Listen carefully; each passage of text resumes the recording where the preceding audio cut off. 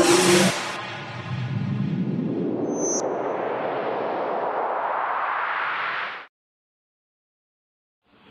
श्री राम मित्रों, आप लोगों को दशहरे की हार्दिक शुभकामनाएं। आपका दिन मंगलमय हो, शुभ हो, आप लोगों के घर में सुख समृद्धि का वास हो, लक्ष्मी जी का वास हो, ऐसी मेरी हार्दिक आप लोगों की मनोकामना है। और आप लोगों को दशहरे की बहुत बहुत शुभकामनाएं। दशहरा क्यों मनाया जाता है ये तो मालूम ही होगा सभी को कि दशहरे की 14 वर्ष का वनवास पूरा करके रामचंद्र जी वापस अयोध्या आए थे और दुर्गा जी ने महिषासुर से 10 दिन तक वो युद्ध करते हुए महिषासुर का वध कर दिया था। ये दोनों कारण हैं जिस दिन हमें दशहरा मनाया जाता है।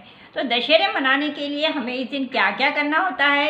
एक तो पहले रामचंद्र जी की पूजा करनी है, हनुमान जी की पूजा करनी है, राम दरबार की पूजा करनी है, अस्त्र शस्त्र की पूजा करना है, शमी के पेड़ की पूजा करना है और अपराजिता के फूलों की भी पूजा करनी है।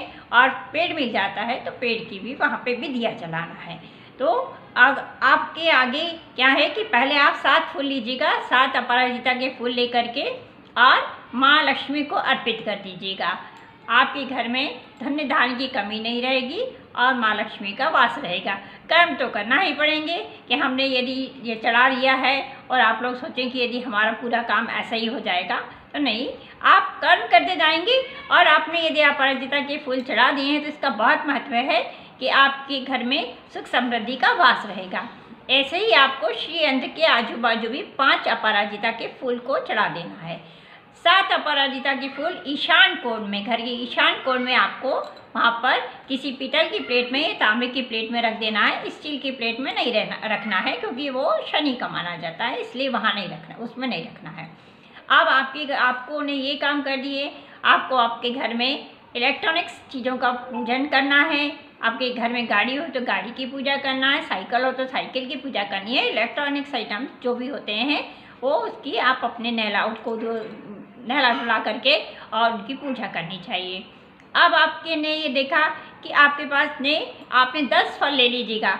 10 फल को और माता को 10वें दिन चढ़ाइएगा, एक एक करके ओम विजयाय नमः करके आप 10 फल चढ़ा दीजिएगा। और इसके बाद में आप कुछ टाइम बाद वो फल उठा लीजिएगा। उन फल को उठाने के बाद में आपको एक फल किसी गरीब व्यक्ति को या आपने आस पड़ोस में जो लेना चाहें उनको आस पड़ोस में सबको वो फल बांट दीजिएगा। घर में किसी भी प्रकार की कोई कमी नहीं रहेगी। कोर्ट कचहरी से संबंधित कोई मामला चल रहा होगा तो वो भी दूर होगा। हर तरीके से आपको विजय मिलेगी, सफलता ही सफलता मिलेगी।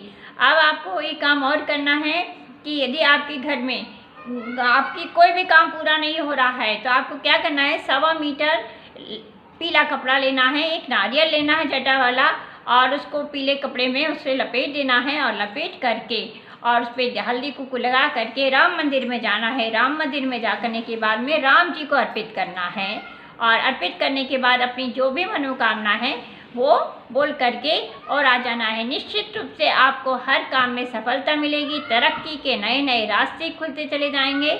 इस तरीके से आप लोग पूजा करिएगा।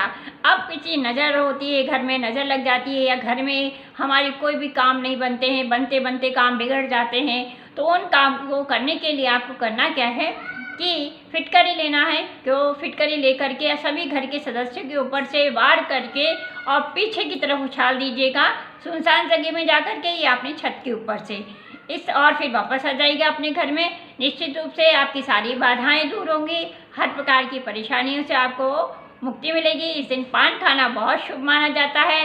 जितना ज़्यादा पान बचेगा उतना ही आपका साल बहुत अच्छा जाएगा। और नीलकंठ के दर्शन करना भी इस दिन बहुत शुभ माना जाता है। तो शमी के पेड़ की पूजा करिएगा, शमी के पेड़ में दिया जलाइएगा।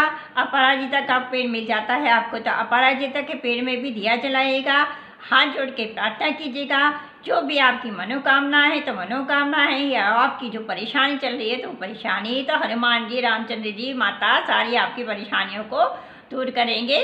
और आप लोग इन सब चीज़ों ये सब सारे काम करते हुए ना आपका श्रद्धा और विश्वास का होना बहुत ज़रूरी है। जब आपका श्रद्धा और विश्वास रहेगा तो आपका ऐसा कोई काम नहीं हो सकता कि जो काम आपका ना बने। तो ये सारे काम कर दीजिएगा। एक बार फिर से आप लोगों को दशहरे की हार्दिक शुभकामनाएं। आप लोगों का दिन मंगलमय हो, शुभ हो। जय श्री राम।